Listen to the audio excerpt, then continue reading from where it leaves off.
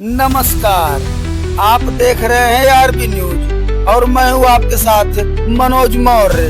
अब चलते हैं ऊंचाहार की बड़ी खबर की ओर, जहां कानून व्यवस्था पर एक बार फिर सवाल खड़े हो गए हैं। नगर के मेन चौराहे पर उस समय हड़कंप मच गया जब पुलिस बूथ के ठीक बगल दबंगों ने एक टेम्पू चालक की सरेराह बेरहमी से पिटाई कर दी। घटना इतनी अचानक हुई कि देखते ही देखते मौके पर भारी भीड़ जुट गई। हैरानी की बात यह रही कि पास ही पुलिस बूथ होते हुए भी काफी देर तक कोई कार्रवाई नहीं हुई। बाद में पहुंची पुलिस ने भीड़ को हटाया और घायल टेम्पू चालक को कोतवाली ले आई। फिलहाल इस घटना ने पुलिस की सक्रियता और सुरक्षा व्यवस्था पर बड़ा सवाल खड़ा कर दिया है।